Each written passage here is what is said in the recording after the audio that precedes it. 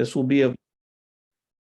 will be available to all members, including those who weren't able to make it tonight, for a month. And I will send out the link soon after this meeting, probably tomorrow. I'm going to mute all people in the meeting right now. And then I'm going to ask Meg to unmute herself, of course, because she's going to be speaking. And the muting includes the room, because Chris is carrying that through his microphone. So I'll have you unmute later, Chris, when it's time for the room to talk to us. I'm also going to ask that we use the chat to everyone as a way to put in your questions during the talk. We keep track of what's going on. If there's something that's urgent for the speaker to answer at that time, I will gently interrupt and let her know there's a question we need some clarity on. But otherwise, I'll save those questions until the end of the talk, and then we'll go through them at that time, as well as people in the room, of course, will have questions and answers at that time as well. So with that, I'm going to go ahead and mute myself. Go ahead and share your screen, Meg. I'm going to spotlight you.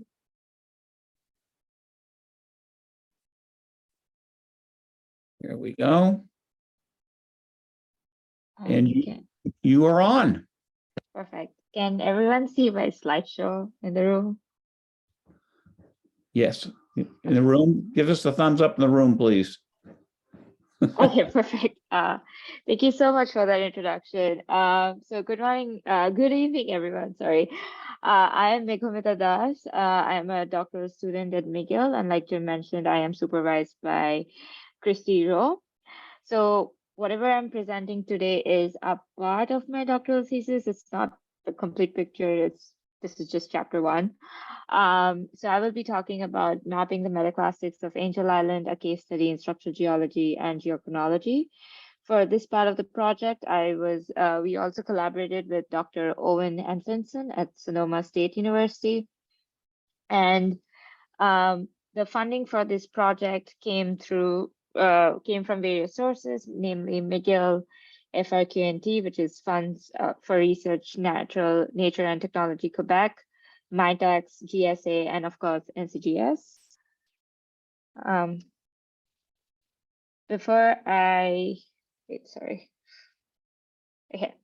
So before I start my presentation, I would like to make a land acknowledgement. McGill University, where I'm joining in from right now, is based in Tiohtià:ke, Montreal, the traditional and unceded territory of the Kanien'kehá:ka Mohawk Nation, a place which has long served as a site of meeting and exchange amongst many First Nations, including the Kanien'kehá:ka of the Haudenosaunee Confederacy, also referred to as the Iroquois or Six Nations Confederacy, Huron-Wendat, Abenaki, and Anishinaabeg. As a field-based researcher, I work on lands that are unceded territories of Indigenous nations. At Angel Island, California, I'm working on the lands of Coast Miwok, Muwekma, and Grattan Rancheria nations. I acknowledge and thank these nations whose lands I get the opportunity and privilege to work in. I'm also committed to sharing all the results from this project with these communities and respect the connection to the land. So moving forward, this is the general outline for this presentation. I would be introducing my field area, broadly speaking, which is the Franciscan Complex, and then diving a little bit deep about Angel Island. Then I would be talking a little bit about the methods that we used when it came to mapping this island, and also present the first draft of our map.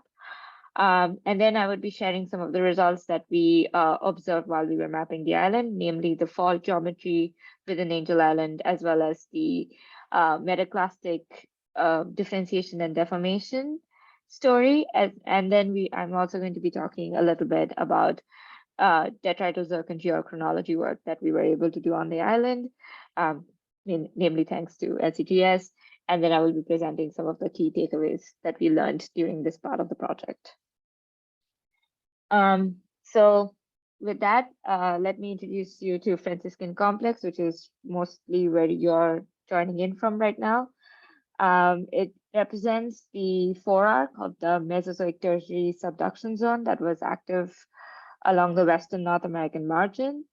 The Franciscan Complex hosts metasedimentary and metabasic rocks of high pressure, low temperature grade of metamorphism, so all the way from prehnite pumpellite to even eclogite. There are many classification schemes available for the Franciscan Complex rocks. One of the common ones are the broad belt classification. So over here on the left side, you can see that the Franciscan complex is divided into 3 parallel belts. So the blue one is the eastern belt, the green one is the central belt, and the brown one is the coastal belt. Now, each of these belts is fault bounded, and each of these belts record different intensity of deformation as the forearc was developing. And collectively, all 3 of them are thrusted against the Great Valley Group and the Coast Ridge ophiolite in the east. The subduction zone structures of the Franciscan complex have been overprinted later on by, in some places, by San Andreas related deformation, which you can see which you can see over here. Now, the existence of the San Andreas kind of creates a challenge when it comes to identifying true subduction structures from post-subduction structures, because the San Andreas has created a lot of displacement between these belts. Now, for the purpose of this presentation, I will be focusing only on the central belt, which is right here, that outcrops in the Bay Area. So just to give a context, if you see this red line over here, that profile line corresponds to CD in this section, and the star indicates the location of Angel Island in both cases. So the Bay Area tectonics for the Franciscan is a little bit different. Here, it outcrops as a stack of nappes, where each of the nappe is bounded by a fault. So the Angel Island nappe on one side is bounded by the Alcatraz terrain, and on top of it, it is bounded by the Tiburon melange. Angel Island is considered, which is my field area, is considered to be the structurally highest blue-schist facies coherent terrain. What that means is that A, it has blue-schist facies rocks. It is structurally high. Like I mentioned, it's pretty much, in the nappe pile, it's like the second topmost unit. And it is coherent because it has a lot of mappable units and it's not a melange.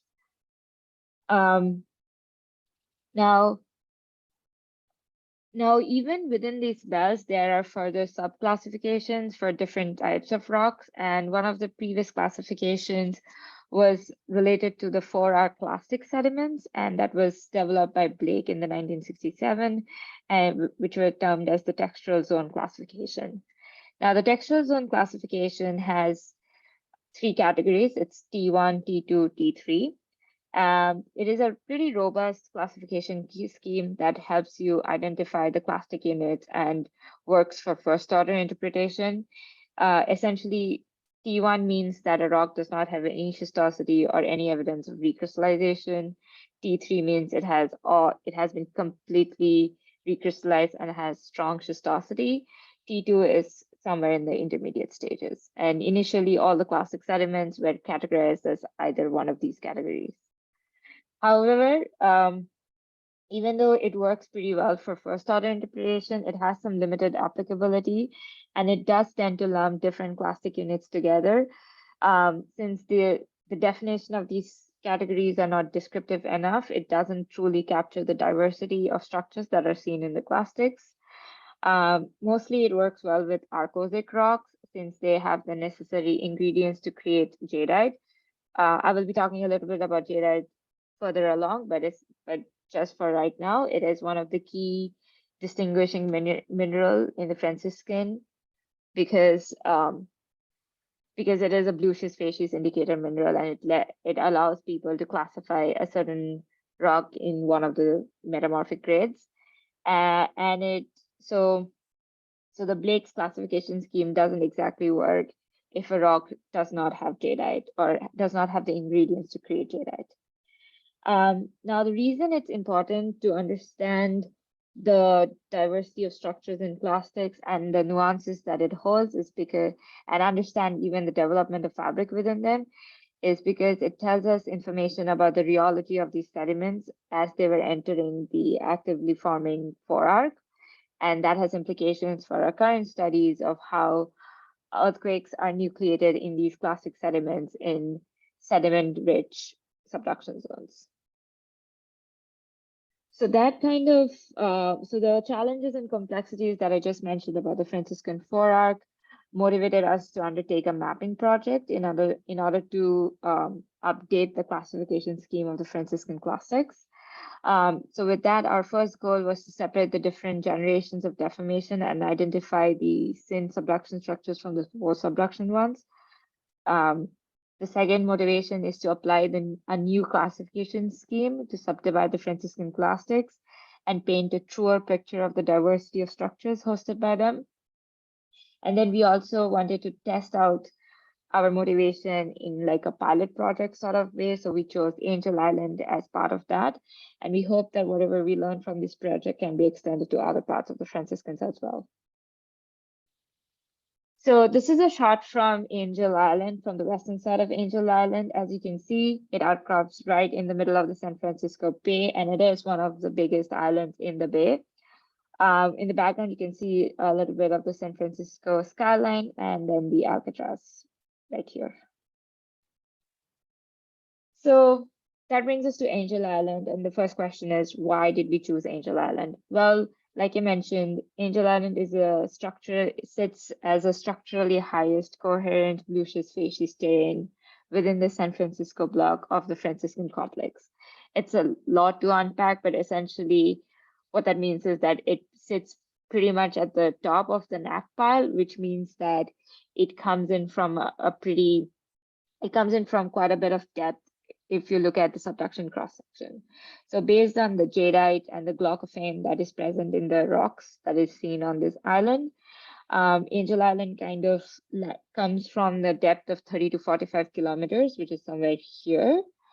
As you can see, it's quite deep in the subduction zone, which means that it takes in it hosts a lot of structures that are syn sedimentation, syn exhumation, and then potentially related to post-subduction exhumation histories.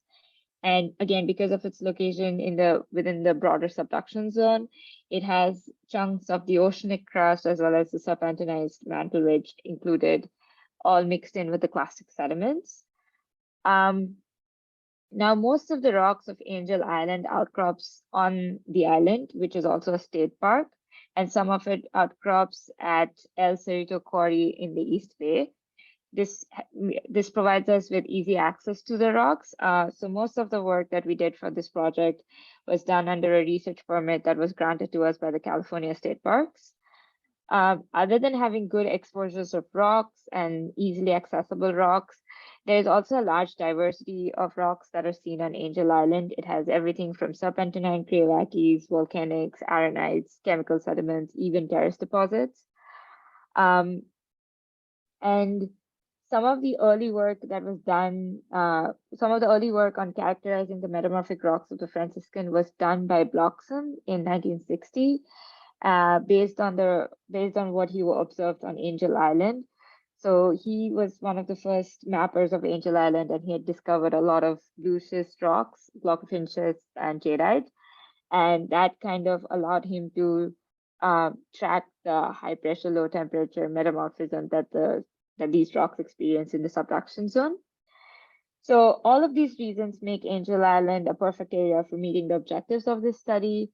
Another add-on to the reasons is that as part of my broader doctoral thesis, I'm investigating slow slip and slow earthquake structures in the rock record. Based on whatever we have seen in terms of the PT conditions of the minerals that are present in the Angel Island rocks, we believe that it correlates really well with the source region of deep tremor and slow slip that we see in present day subduction zone, like in Japan and in New Zealand. So the island also fits the bill for a good analog site to study slow slip signatures in the rock record. So this is our mapping crew. These are all members or extended members of Chrissy's lab at McGill. We were able to complete 6 weeks of field mapping campaign this winter at Angel Island, based on some reconnaissance that we had done in March 2020. Fun fact, we were the last campers to leave the island on March 12, 2020 before everything got shut down. So we walked all the possible trails and explored all the outcrops we could find. We even kayaked around the island in order to reach the really pointy bits of the island that are inaccessible even during low tide. Now, before I talk about the methods that worked for us and that didn't work for us, let me first explain why the classification of clastics in the Franciscan is a bit complicated and it is quite challenging.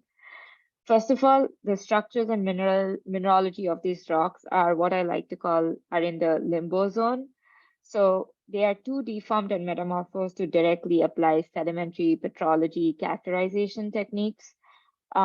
This is something that has been encountered by previous workers as well. Jaco, back in the 1960s, also tried to do sedimentary petrology on the clastics of Franciscan. And one of the main statements of that paper is that some of these rocks are too recrystallized to do any sedimentary petrology on them. But so now that they are too metamorphosed to do any sedimentary petrology on them, they're also not well equilibrated, or at least the minerals in them are not well equilibrated to pressure temperature conditions to directly apply metamorphic PT modeling techniques. Especially in Angel Island, the growing jadeite, lawsonite, and some other blue species indicator minerals are not in equilibrium with the rest of the matrix and the clast assemblage.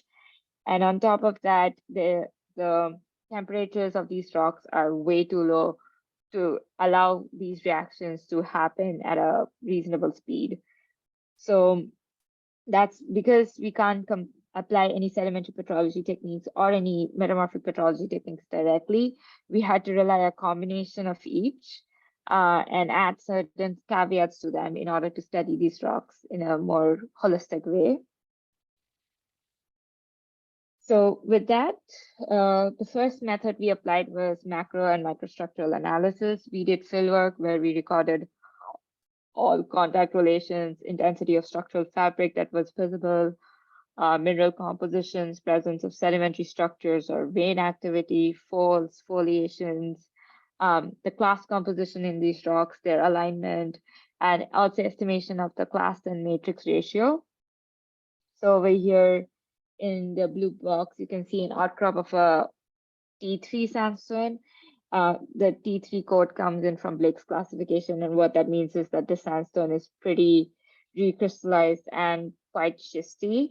And I'm not sure if it's clearly visible, but if you see these white veins in it, these veins are also one of the indicators for a T3 sandstone in that they appear very tightly folded, which means that they have accommodated a lot of strain and deformation within them. So after the detailed field work, we went down to the microscopic level in order to understand the textural relations between the mineral components, mineral overgrowths, grain alignment, and microstructures developed within the class, as well as foliation and lineation orientation. So that is highlighted in the green and the red box. So in the green box, this is a PPL image of a jadeite-bearing metagraphite, where these are the jadeite faces, and they're growing exclusively in the matrix. So much so that they have mostly replaced the matrix in most places. And this is the SEM image from another part of the same rock, which shows you clasts of chrome spinel. So this entirety is a clast with a tiny thin reaction zone around the sides. And then this class itself has minor clasts within them. And along the matrix, you can see a lot of like flowy textures and dissolution seams. So clearly a lot of things are going on within, even at the electron microscopy level. We also did randomized point counting for quartz feldspar lithic ratio in order to determine where these sediments came from. Now, this is a part where we had to adapt and improvise our system because QFL method point counting works better if you can identify the class and matrix nicely. But for some of the rocks where recrystallization has had an impact, we weren't able to define where the class started and the matrix ended. And for those samples, we had to modify our methods a little bit in that we couldn't We did count as many of the clasts as possible, but then we had to note down everything that was going on in the matrix in terms of new mineral growths in order to truly understand how deformed they were. Sorry, oh God. Okay. Okay. So the next method that we applied. I'm sorry. Sorry to interrupt you. Just briefly, could you slow down just a tiny bit and speak clearly because we're having trouble with the PA here. Is that okay? Oh, yeah, no worries. Yeah, just a little bit. Thank you. Okay. So the next method that we did was the detrital zircon geochronology to determine the ages of these rocks. This allowed us to fingerprint the time at which these clastics had entered the forearc, and most importantly, where they came from. So we used something called LAICPMS, which stands for laser ablation inductively coupled mass spectrometry, to determine the uranium-lead proportions in these zircons. If you can see over here, this is a cathodoluminescence or a CL image of the zircons. We ran a CL analysis in order to understand if some of these zircons were recycled from any other units or any other places. And if they were, we also decided to do some core and rim shots. So we took an age from the core and an age from the rim in order to understand where the reworked zircons came from. We were able to determine the maximum depositional age of these clastics. And the maximum depositional age is defined as the age of the youngest zircon for a given sample. Now, having the zircon age proportions also allowed us to understand the potential sources for these clastics and helped us with our provenance analysis. So here is our map. So on the left side, you see the previous version of the map. This was made by Warhaftig in 1984. You can tell that mostly it is classified broadly in terms of its protolith. So the skin toned color over here is the clastic sediment. The pink over here is low-grade sediments, or what he calls low-grade sediments. The yellow over here are the terrace deposits. The blue over here are the bluish facies rocks. This green and this green in the center is essentially metavolcanics, and this linear body that you see right here is a serpentinite body. And Warhaftig was also able to map two major faults or thrust faults on this island. One is here. This is called the Quarry Beach Thrust, and one here called the Pearls Beach Thrust. But even though this is a good first order map, Angel Island is quite complex. If you have ever been to Angel Island, or if you ever go to Angel Island, even if you walk along the perimeter road, which is the main road that takes you all around the island, you will encounter clastics that look drastically different from each other. So that is something that we were mindful when we were mapping. Other than the two thrust faults that was mapped by Warhaftig, we were also able to find several new structures that control the outcrop exposures on the island that wasn't mapped before. Now, this is our first draft. It still needs a little bit of refinement, but as you can see, it is a little bit more lumpy than this one. So let me walk you through what we mapped. So firstly is obviously we have a lot more unit distinctions on our map, but broadly we tried to keep it as metaclastics, metamafics, and ultramafics, and within each of these categories we subdivided things. So in the metaclastic division, we were guided by the textural zone classification of Blake, our geochronology ages, plus our structural and metamorphic mineralogy studies that we did. The metamafics were also divided in terms of their mineralogy as well as their structures. And the ultramafics are mainly the serpentinite that is still here, but also it includes the metasomatic alteration products that serpentinite creates when it comes in contact with other kinds of rocks. We even broke down, we also highlighted different generations of deformation that occurred on this island, and they were related to different stages as the Franciscan was developing. We also had to highlight the landslide deposits on the island.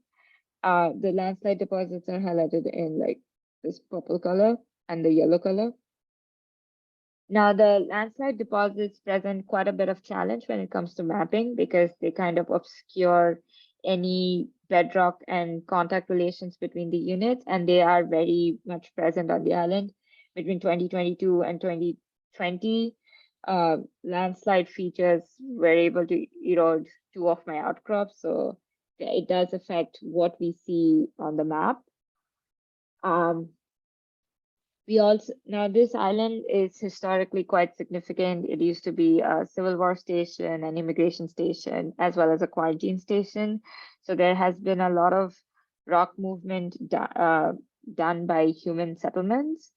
And these human settlements are historic sites right now, so you can't actually go and sample these areas at all.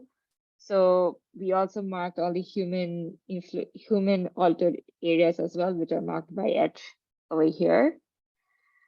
But general trends are still preserved as per the previous map, and that is the fact that the serpentinite body over here separates the metavolcanics from the metaclastics from the rest of the island. The metaclastics on the right side of the island does show a different signature, like Warhaftig had mapped, except his fault was limited to here, but we were able to trace that fault all along the East Bay. So, and it is a thrust fault that keeps repeating the units along this beach. And then we were able to identify the prominent sin subduction features that are mostly visible on the south side of the island, so in this area. Now, before I unpack the metaclastic story, let me introduce the fault geometries of Angel Island. So we observed 3 types of fault geometries and features at Angel Island. Going from relatively youngest to potentially oldest, we have a right lateral strike slip fault with a northwest trend that cuts across the island diagonally. This is a newly mapped feature that doesn't pop out in any of the previous maps. And this is this. It's called, we named it the Dead Hawk Fault Zone because when I mapped it, there was a dead hawk in front of it. Essentially, it hosts mostly brittle features like fracturing and minor displacement of units. We think that this could be potentially related to the San Andreas tectonism in the Bay Area. This is one of the outcrops of it from here. And because it's a younger feature, it kind of displaces the older thrust faults in this side of the island. Next, we have a thin exhumation fault at Point Simpton on the east side of the island, which is right here, shown in the green box here. It was marked by previous mappers as the Quarry Beach Thrust that brought the Alcatraz terrain rocks in contact with the Angel Island higher grade rocks. So this would make it the Alcatraz rocks. This would be the Angel Island rocks. The previous mapped extent of this fault was limited to just this area of the island, but we were able to trace this fault all along the East Bay. And we do think that it was displaced a little bit by this dead hawk fault cutting right through. This is a low angle fault that hosts metaclastics and records brittle ductile features. This is what it looks like. It has an argillite-rich matrix within the fault zone with rotated casts of them taken from the hanging wall and the footwall. And then the third one, or the oldest one, outcrops at Pearl's Beach right here. And we call it the Pearl's Beach Thrust. This is potentially the deepest fault that hosts myelinatized stipnomelin and chert schists against a serpentinized landslide. So stipnomelin is a brown-colored bluish facies mineral, and it is a very common ingredient in all of these rocks. Further along this thrust, we also encounter glaucophan schists and greenstones. Now the geometry over here at Pearl's Beach is quite complex. The outcrop changes every 2 meters, and this is actually the focus of my further studies at Angel Island, since this fault hosts sin subduction features, with synkinematically growing blue schist minerals. We are using exactly this outcrop over here shown in blue as the outcrop to understand the potential signatures of deep slow slip and tremor, which is the next part of my thesis. Over here in the picture, you can see that the serpentinite matrix, which is very flaky and foliated, wraps around some of these stipnomelin schist entered blocks. The reason these fall geometries are important, the reason these fall geometries are important is because together they kind of control the outcrop exposures as well as contact relations between the units. And most of the units are in faulted contact with each other. So now that we can start looking at the metaclastic story. So this is a snapshot of some of the visual variation that is hosted in the clastics at the field scale. As you can tell, each of these units are accommodating variable amounts of strain depending upon their rheological behavior. So starting right up, you have a conglomerate bed that we think were potential scour surfaces, and they contain these blue schist and green schist cobbles in them that have been variably stretched. Some of the units preserve this in sedimentary structures like flute cast. Then some of these units have shale stringers and quartz veins. The shale stringers, which are placed over here, are more blue in color because they have sodic amphibole in it, and they are very tightly folded and they disrupt the bedding in some units. We also have relatively undeformed arenite blocks in a argillitic matrix melange. So this is the argillitic matrix. This is the arenite block over here. And the reason we can tell it's undeformed is because the internal bedding within it is preserved really well and it doesn't match up with the bedding outside. Now, most of the time, wherever we see this argillitic matrix forming, even over here, it kind of develops a flow structure where it appears to be smeared around rigid class. So there is clearly a competency contrast between the different components of this fault zone. And lastly, we have Blake's T3 Franciscan Greywacke or a foliated recrystallized Metagreywacke, which are these two. One has veins over here, which are tightly folded. This one did not have any veins, but it has a strong lineation upon close inspection. So going from the field scale to the microstructural scale, this is how they look macroscopically. As you can see, if you take one of these samples at a time, it wouldn't paint the complete picture since the progression of reactions and assemblages won't be revealed. So on one side, you have the low grade rocks. On the other side, they are higher grade, and they progress both in terms of metamorphism and deformation. So on the left side over here, you have feldspar and chert class.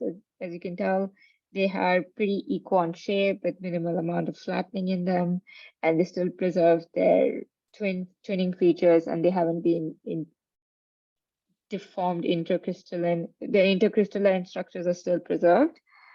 And this is an example of a low-grade metamorphism and deformation. Now, as the prograde metamorphism takes place, the feldspar gets turned into quartz and jadeite. At the same time as these rocks go deeper and experience more and more ductile deformation, the quartz starts recording crystal plastic deformation within it. So over here, you can tell that there is bulging grain boundaries, undulous extension, as well as grain boundary migration. You can also see that we lose some of the grain boundary definition as the metamorphism and deformation progresses, which means that the grain boundary alteration processes are taking over. And then you have this jadeite growing in the matrix. Now, the jadeite in the Franciscan clastics is quite peculiar, and it is very hard to identify. In these rocks, they usually hide along the feldspathic grain boundaries, and they grow as these needle-like things with anomalous interference patterns. Now, finding jadeite is hard because, generally speaking, these rocks have a lot of iron cements in them, and they look brown. They also have a lot of iron oxides in them, and the stipnomelin mineral that I just mentioned also has a brown appearance. So it kind of obscures the entire slide as brown. And because these needles are so thin, it's even hard to find them even at within using an SEM. Now, since finding this jadeite is so hard, and it is an important index mineral in order to determine the metamorphism experienced by these plastics, it becomes important to find other information we can get in order to classify these sediments. The other point is that the growth of jadeite is compositionally controlled. It is a sodium pyroxene. So if the starting rock is not arcosic enough, so if this rock did not have enough sodic feldspars in it, it won't show jadeite, even if the rock experienced the right PT conditions where jadeite would be considered stable. And this is, again, one of the gaps that the Blake's classification scheme had, is that it doesn't work for non-arcosic rocks that well. So based on our study of these clastics, we came up with a deformation ranking scale in order to understand how these clastics change as they get mixed up and churned around within the Korak basin. We call it the ranks of deformation, inspired from a ranks of deformation scale that was developed for fault rocks in the Alaskan subduction zone by Christie. However, unlike that scale, this is a relative scale of deformation. So like I mentioned, you can't study these rocks in isolation. You have to compare and contrast. So this scale does that. And it is a refinement to Blake's textural zone classification. This because it combines not just field observations, but also microstructural observations. And while developing the scale, some of the criteria that we relied upon were the intensity of the fabric, the class and matrix ratio, replacement textures and products, metamorphic mineral assemblages, aspect ratio of the class.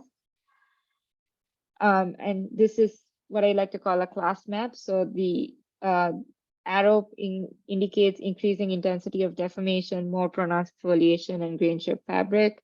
The rocks are these are the PPL scans of these rocks. They are developing more foliation surfaces, as well as they are also developing a shear sense, and in some cases they develop shear fabrics as well. Over here, the brown stuffs are the class and the gray stuff are the phyllosilicates around the class. Yeah. So here is the scale, and in the bottom, I put down the Blake's textural zone classification and matched it up with our scale. This is a qualitative descriptive scale that can help us understand the structures and diversity that is hosted in the clastics while we undertake a mapping project of the Franciscans somewhere else. I present here the major highlights of each rank, but again, it has room for adaptation given the set of rocks one is dealing with. But some of the main comparisons we did were understanding the stage of the replacement reactions and its textures, the metamorphic mineral growth, and progressing from no fabric to strong foliation. So our end members matches up with Blake's end members. So rank 0 matches up with T1, where it's just a sedimentary rock. There's no development of fabric. There's no metamorphic mineral growth. And T3 is rank 4, where there's total replacement of feldspar and lithics. There is foliated metaclastics with pressure solution seams. And then there's syncanamitic jadeite and lawsonite present within the matrix. Then we decided to blow up the T2 classification from Blake's scheme and subdivide it over 3 categories, so rank 1, rank 2, and rank 3. Now,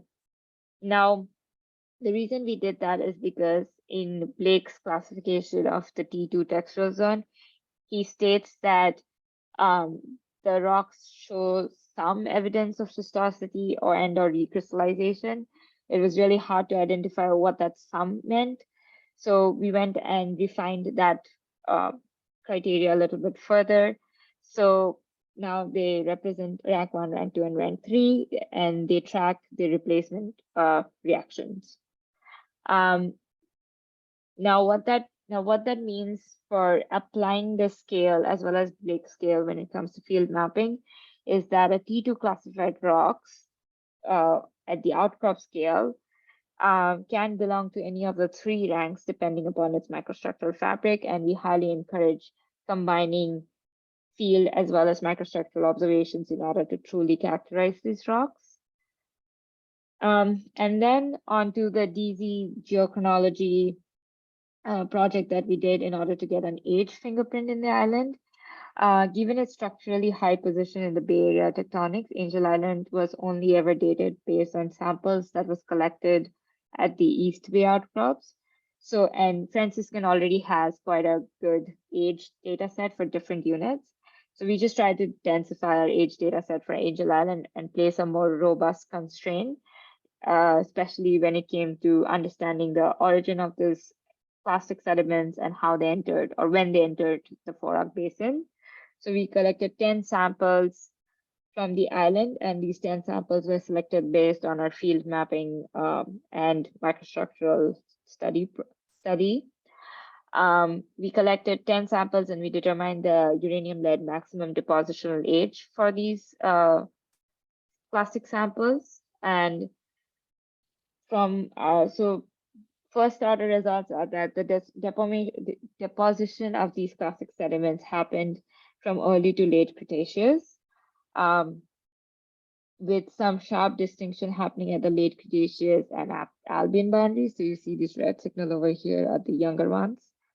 I haven't showed the Precambrian signal for these samples here, but some of them do contain Precambrian recycled zircons with Neoproterozoic age signals. We are currently working on trying to figure out where the zircons came from, especially the recycled ones. And for the Mesozoic signal that is presented over here, we do see two clastic input into the island. One is at 92 million years and the other one is at 106 million years. We did not find any one-to-one correlation between the intensity of deformation and the ages of the sample, which means that the input of these sediments into the Forak were not timed according to any particular deformation periods of the Franciscan. We are also trying to understand the potential source for these samples. Our first guess is that it came from the Sierra Batholith, where the sediments are tracking from undissected arc to a dissected arc. So what that means is initially when the arc was developing, it was shedding a lot of volcanic lithic fragments. So that came down to the Angel Island or the Franciscan Forak Basin and created lithic rich plastic rock. But then as the arc got eroded and it started shedding minerals from its batholith, which had more feldspathic composition, these feldspar grains came into the classic sediments in the Franciscan Foraks and created the Archozoic classic sediments. So with that, I would like to conclude on a few takeaways that this project taught us. First of all, I hope I was able to convince you that the Franciscan Metaclastic hosts a variety of structures across different scales. Like I mentioned, the clastics lie in the limbo zone, making characterization and classification quite difficult. The combination of field, macro, and geochronological technique can help in differentiating them. But again, that is also dependent on the map scale at which you're doing your project.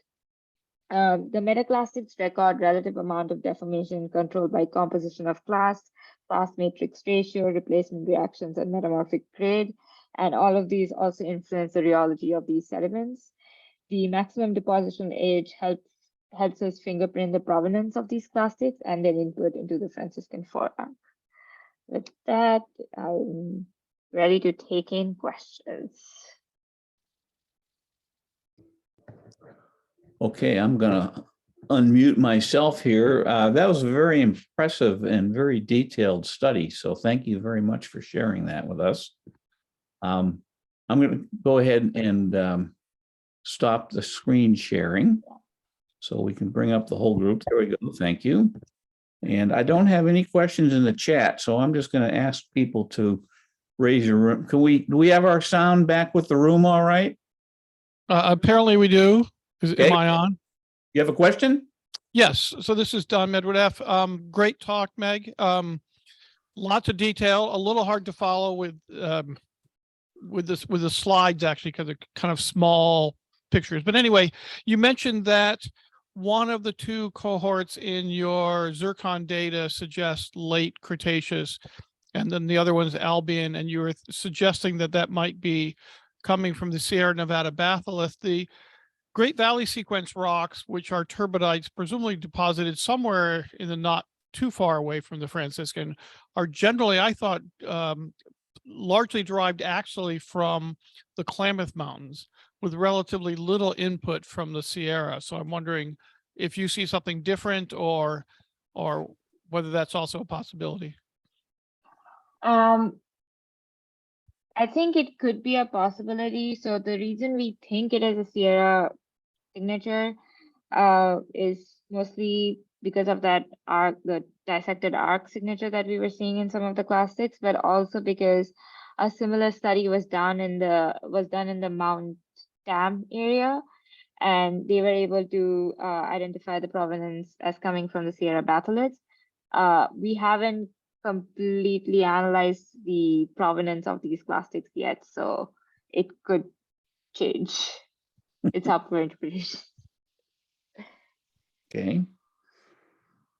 How many samples were actually collected and analyzed in all of this? For the tetrahedral zircon or for overall? For overall, for the clastic studies? Are we talking Well, about? Right now, I am at sample number 80, so quite a bit. Okay, thank you. I have a question. Go ahead, please. The structure of the Bay Area Franciscan is really complex, and there are various interpretations. Some people have a steeply dipping terrains, and others, like John Wakabashi in the section you showed in the beginning, have sort of a folded thing. Back in 1983, I think the Franciscan volume that was published for the Bay Area had an article about rotation, and it said that they concluded that Marin headlands had rotated 120 degrees, and that put it in the right perspective for subduction going from west to east. And I just wondered if, with your work with the guy from Sonoma State and talking about it, have you discussed the rotation issue and the basic structure being steep versus shallow?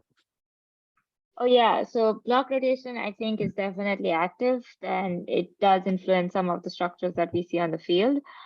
So based on Wakabayashi's work, there is a statement that says that especially within the Bay Area, the influence of the San Andreas is not as intense as somewhere else in the Franciscan.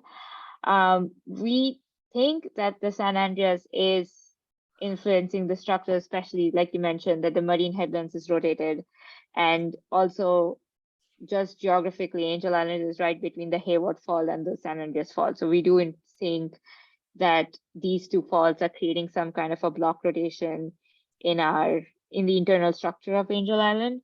I haven't been to the East Bay section of the Angel Island yet, but over there, from what I understand from Christy, is that over there, one of the faults, the quarry, or the El Cerrito quarry fault, gets cut off by the Hayward. So I do think there is some evidence of block rotations that is controlling the outcrops, especially on Angel Island.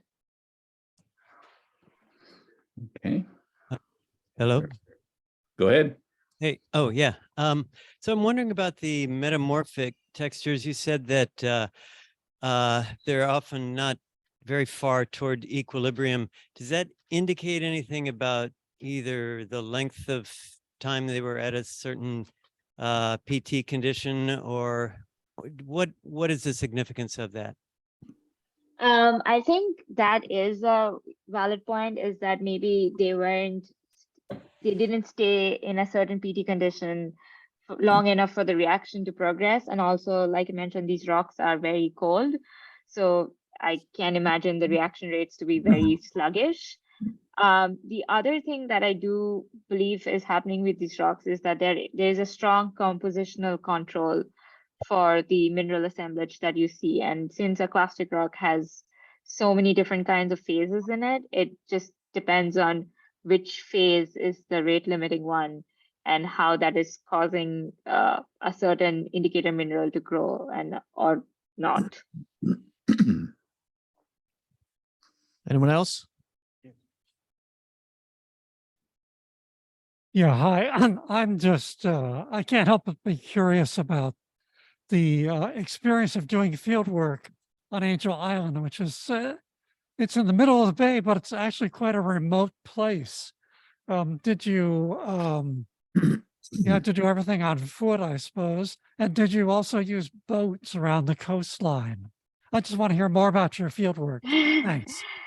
Yeah, the field experience is quite exciting and unique. At the end of the 6 weeks, I think I knew all the animals on the island, and all the rangers.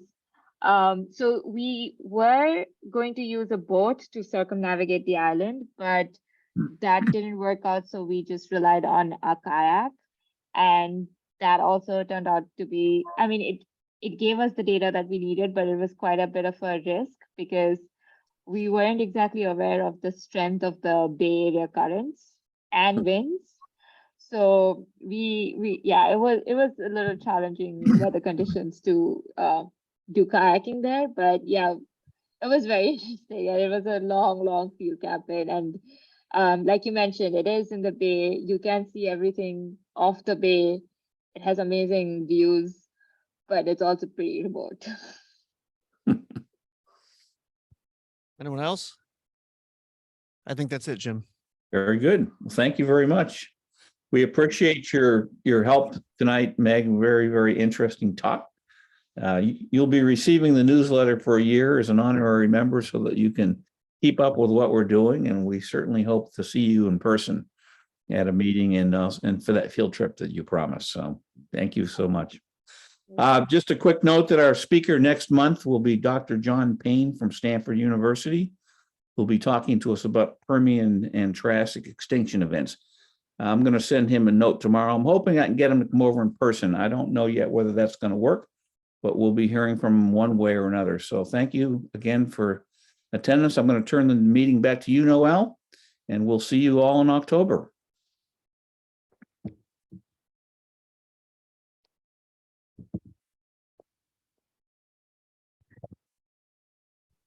If we could just have some help for putting away the chairs and making sure the room is all picked up. Thank you.